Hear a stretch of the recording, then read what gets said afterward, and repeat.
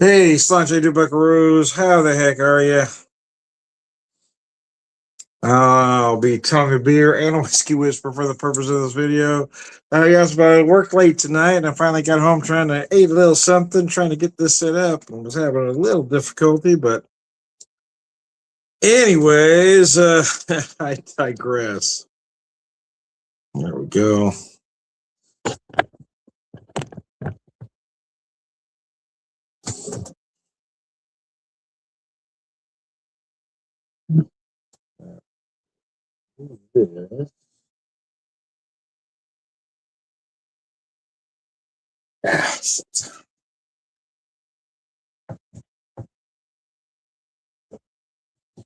All right, so let's see. I grabbed a couple beers, but I want to start with a different one.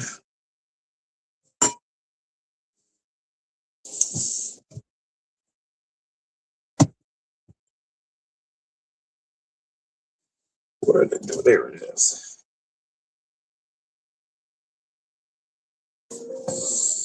All right. So I have got one from an Aqua Brewing Company, and I've read the back of this in several videos, so we're not going to go through it again. This is the Resistance, a Pilsner for True Patriots. Minocqua Brewing is really doing some great things. I'm a fan. I hope you'll look them up as well. They are not available in my neck of the woods, but you can have it shipped to you depending on where you live. And I have it shipped to me.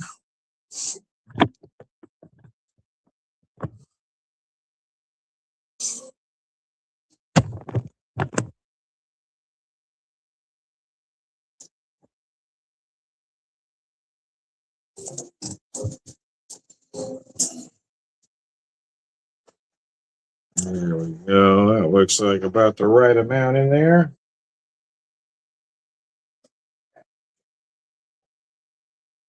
Oh, mercy. Get that set up.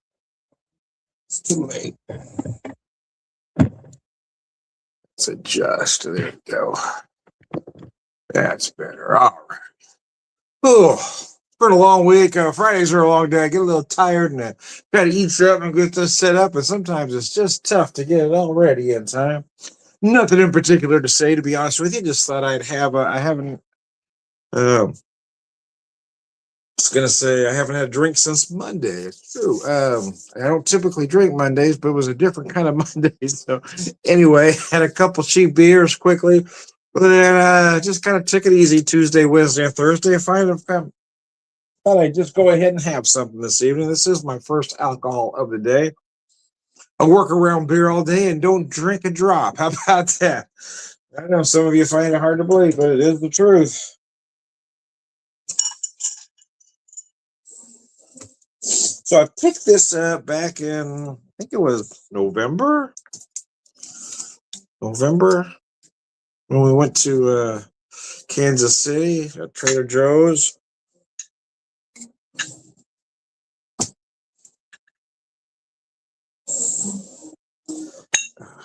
Fingers are not cooperating with me.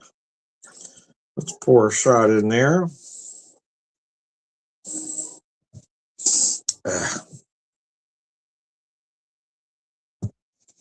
So let me show you this whiskey. This is from Trader Joe's. Some clever wording they put on this bottle. Very clever. It's only $14.99, and it is 90 proof. But it's Kentucky bourbon straight whiskey. It doesn't say straight bourbon, so it's a little clever wording there. But nevertheless, it is distilled by. Trying to read that there. Bourbon Square Distilling in Louisville, Kentucky, 90 proof. It isn't bad, especially if you're using it as a mixer. And it's certainly not as raw good as some others. I'm actually going to use this as a Boilermaker component. And here we go. I figure this will get things started on a Friday night and lunch you.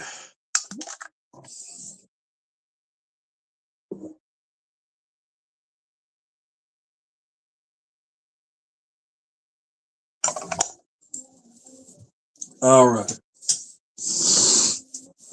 Now we're gonna Let's see where I put that. There it is. Yeah, we're going to take it down a notch. Here's a whiskey a friend picked up for me a few months back. And I kind of forgot about it, in all honesty. Got put in a cabinet, but I thought, well, this is a good time to use this. It's 100 proof.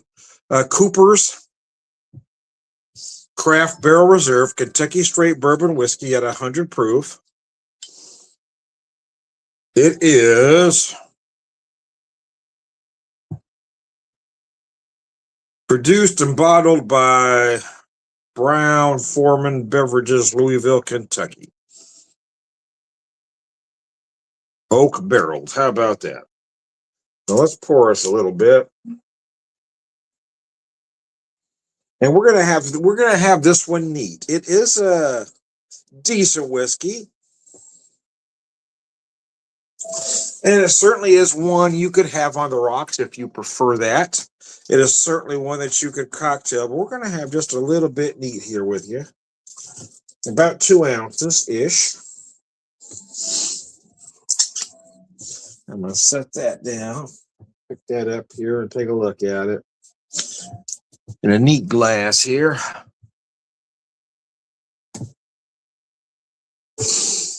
Oh.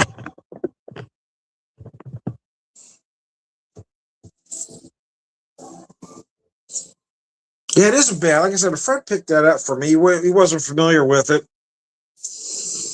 And he messaged me about it. I really didn't know anything about it. I just said, well, what the hell? Might as well get one for me.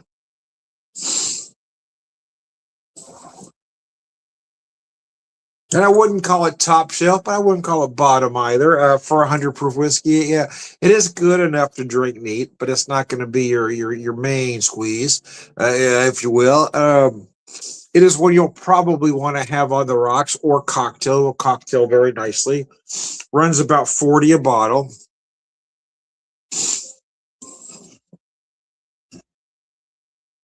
A little stuffy, so my nose isn't the greatest at this particular moment in time.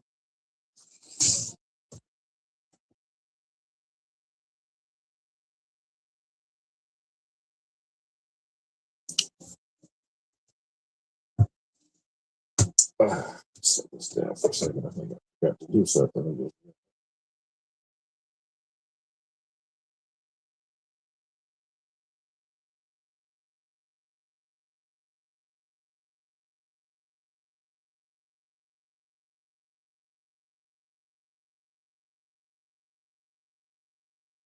It's okay. Never mind. Just wanted to make sure I had that where I wanted it. Oh.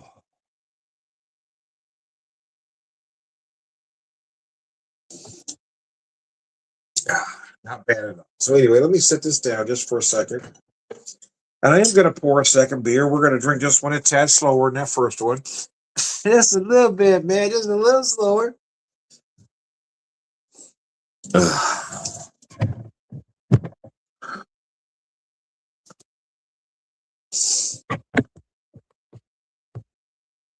So this is another one from Minocqua. This is their Snowflake Holiday Ale. Yeah, I haven't been buying much beer because I get a shipment from them once a month. They send me 4-packs.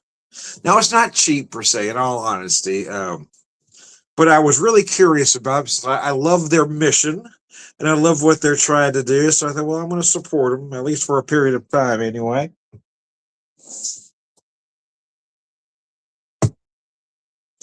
But yeah, it's $88 a month, and that includes the shipping.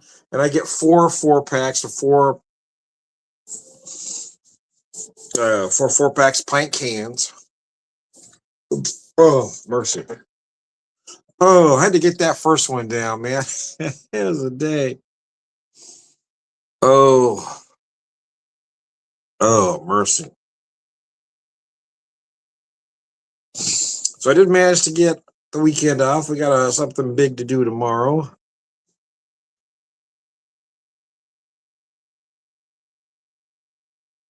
In town, but it's a can't miss thing. So, but I thought I'd at least do one video this evening late.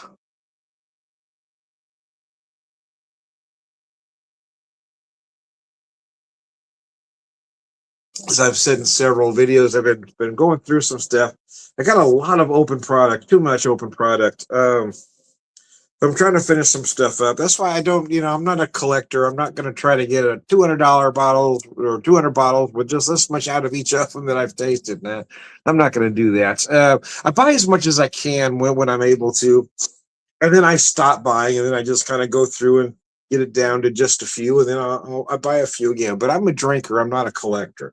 Um, so I have this one here that I really liked. I picked up back in August when my wife and I were on vacation from Rocktown. It's a single barrel cast strength Arkansas straight rye.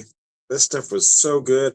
At 57.64, or do a little math, what's that give us? 115, 115.28. Anyway, it is just done so well. So I had about 2.5 ounces left of it. And it is whiskey that probably should be drank neat, but I wanted to make one. I wanted to make a Manhattan, just do a great big high-end Manhattan using that. And I use the rest of my Grisanti uh, sweet vermouth, my Torino vermouth. That stuff is great. And I use some golden aromatic bitters from Strong Water in it. I have several different bitters. I do. I really do. Oh, my nose is getting me here.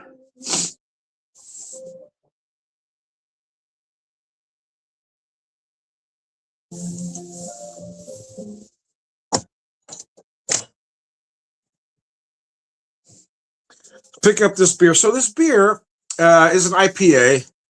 They call it Holiday Ale Winter IPA that melts the thinnest skinned and inspires the courageous. It will remind you a lot of, or did remind me a lot of, anyway, Sierra Nevada Celebration. Very similar color, as you can see. Kind of an amber with a little reddish hue to it. Pours beautifully, as you can see. Look at that nice head on there. Done just exquisitely well.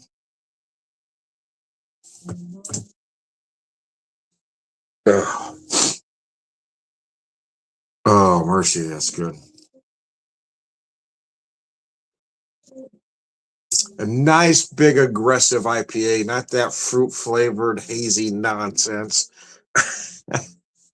There are some hazies out there I like. I'm not going to lie to you, but I just never really got into the trend. I mean, I want a beer that tastes like a beer. Folks say, "Oh, look, you got to drink this. It tastes just like orange juice." Well, then I'll drink orange juice. This just tastes like an orange Julius. Well, so what? Why does that make it great? It's supposed to be a beer. But apparently younger folks have different taste buds. I've never been a trendy guy in anything, whether it be beer, whiskey, clothes. I've always been intentionally not trendy, right? See, if something becomes a trend, I will stop doing it.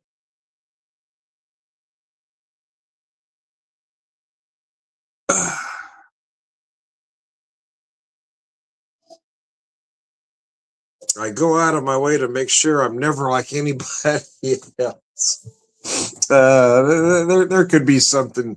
There could be a deep meaning in there somewhere, but for now, I've always done my best to make sure I don't fit in anywhere. I say the what's worse than not fitting in high school would have been fitting in high school. I always made sure I didn't belong in any group, because I always want to put you in these cliques, right? I made sure I never completely fit in any one particular box.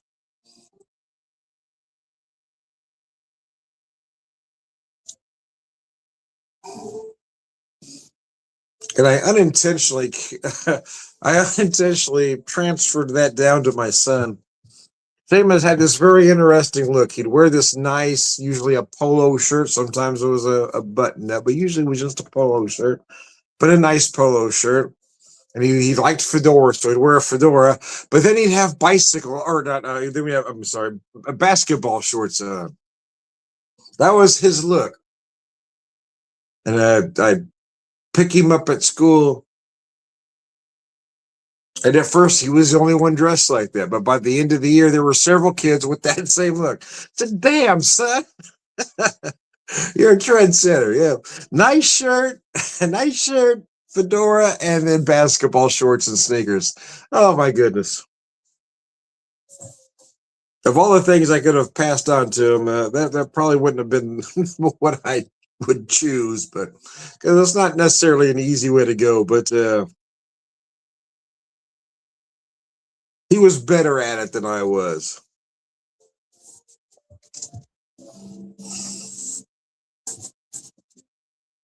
Whereas I made sure I didn't fit in anywhere. He he just did what he did, and he somehow fit in everywhere. I don't know how he did it. I'm sure he didn't know how he did it, but somehow he fit in every clique. It was really strange. I've never seen anything like it.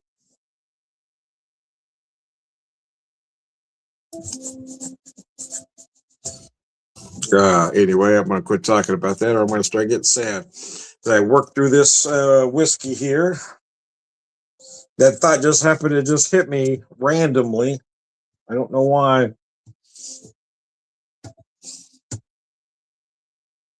But yeah, we've got pictures of him, and he's got this very nice fedora on, nice polo shirt, and he's got basketball shorts. That was his look, man.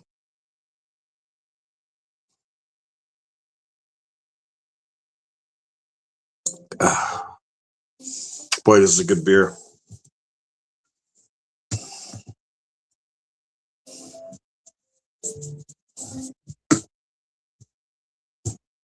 Again, very similar profile. I'm not saying they're trying to make. I'm not saying that. Don't get me wrong, but to me, it reminded me of Celebration. Just more of an old school IPA, big and aggressive, very malty, but hop to high heaven as well. Certainly not that mamby pambies. Hazy tastes like fruit salad IPA. No, no. This is when, IPAs meant to just destroy your palate. They weren't meant to be friendly. They weren't meant to be friendly, man. No, no, they were meant to do damage. Now you got these just soft IPAs with soft beer drinkers.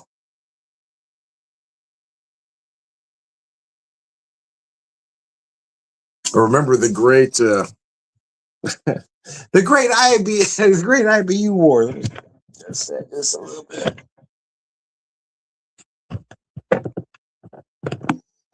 The great IBU wars of the early 2000s, maybe late 90s and early 2000s. Everything just got hopped and hopped and hopped. When Mikkeller just kind of broke everything with that 1000 IBU beer. There seems to be a school of thought most can't taste anything over 100 IBU beers. I don't know that that's true. I can't say that it's not. I don't know that it's true. I know that you can certainly taste.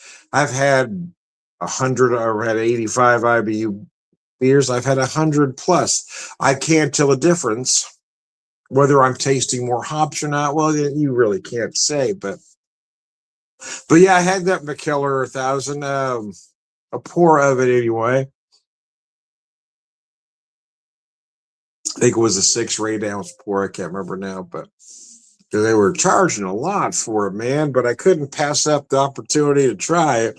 It was on tap. Well, it was good.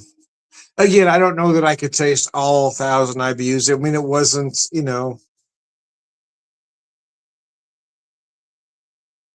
probably didn't do your palate any favors, but I mean, I didn't go, oh my God, yeah, I remember really liking it. But I also remember Hop Stupid from Lagunitas way back when. That was 102 IBUs, if I remember right. I love that beer, man. Man, that beer was something special. But boy, I miss those IBU wars. Then the hazies came, and nobody cares what IBUs are anymore. Most hazies don't have big IBU numbers, and that's why I question: are they really IPAs, or are we just calling them IPAs so they sell? In my mind, it's not an IPA. They are classified that, but what classifies an IPA is the thing. I mean, back in the day, it was because, well, I mean, it was hopped. But then again, IBUs are kind of a tricky thing too because it's theoretical, right? I just don't feel that hazies should be classified an IPA. Most of them, most that you have, they don't taste like an IPA. They don't drink like an IPA. But I'm basing that on what IPAs used to taste like. So maybe my own personal formula is just outdated, just like I am. Oh, I missed a comment there.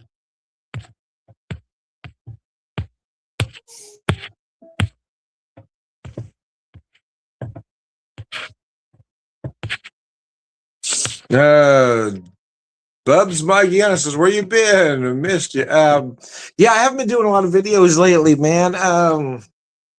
Had a lot going on. I've been kind of taking it down a notch. The whole the whole political and social landscape. I'm having to really regroup before I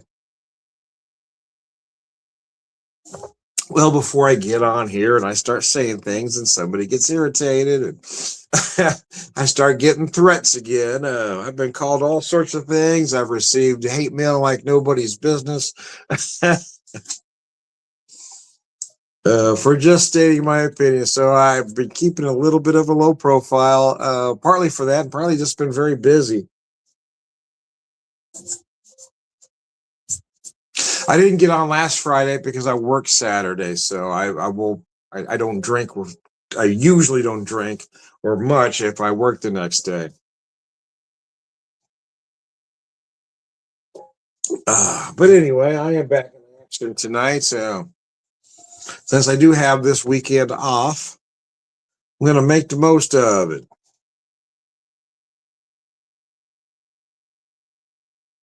Let's set this down for a second. And pick up that whiskey again. Let me show you that bottle.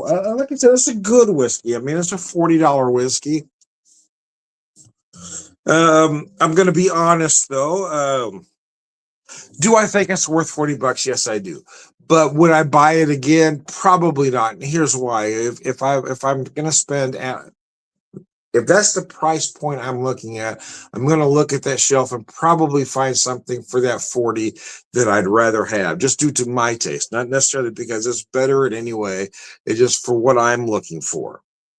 But I will tell you that I do feel this whiskey is done well.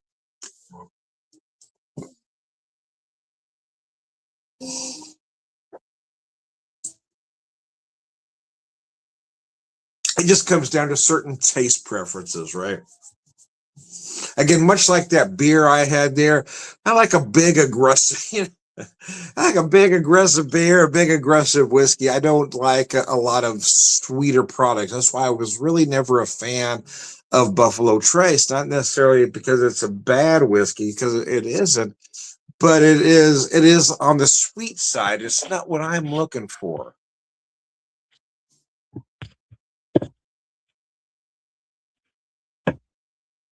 So let me show you the bottle here. I don't know if you're a whiskey drinker at all, man, but this is Cooper's Craft Barrel Reserve Kentucky Straight Bourbon Whiskey. It's basically a label whiskey, if we're being honest. But at 100 proof for $40, it isn't bad. I'm going to show you the back. I'm not going to read it all to you, but if you want to kind of pause that there at some point, you can read that yourself.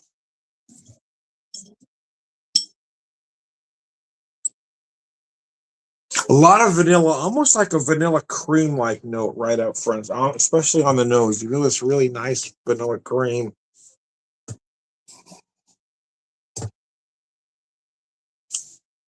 But again, that's probably why I prefer. This is a traditional bourbon, but I do prefer a traditional bourbon that uses rye as a secondary. I brought up Buffalo Trace because to me it's good. There's nothing wrong with it, but I feel like it's a starter bourbon. I think it's a whiskey for people that aren't sure if they like whiskey. Right? It's very light. It's very easy. It's really sweet. That's why wheated bourbons are good for folks just getting into the game. Right? You're just getting started. It's a good place to start. I don't want to mention his name, but I've got a friend who just started drinking bourbon, not all that long ago, but that's where he started. So, I really like this Buffalo Trace. And I said, there's nothing wrong with that, but I think at some point you're going to look to step up. And then a few months after I had that conversation with him, he said, Tom, you're right. So now I'm looking at this. I said, so what's the next step from here? I said, well, to be honest, with what you're telling me you're tasting and what you like, I think you're going to start to get away from the wheated. You're going to want more of a traditional bourbon that uses rye as a secondary because they're not as sweet. In my opinion, they have more dimension.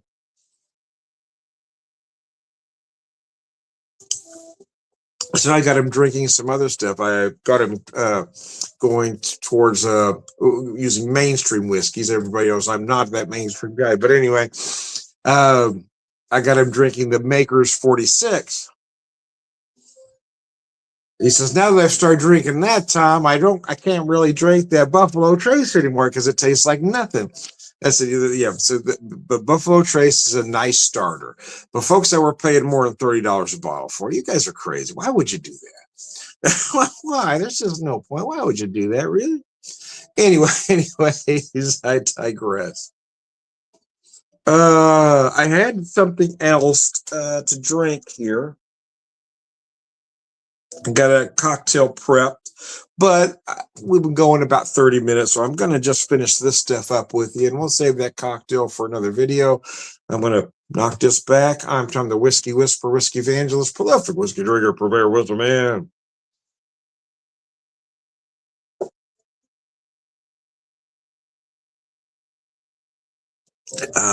Mercy, Percy. I'm also Tom.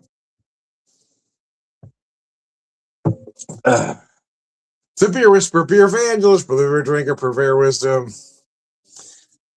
Oh, I missed that last comment from you before I sign off. I want to read that. Enjoy a glass from time to time. Nice. Anyway, thanks for tuning in, man. We're going to skip to the end. Salaranca guy and Sláinte.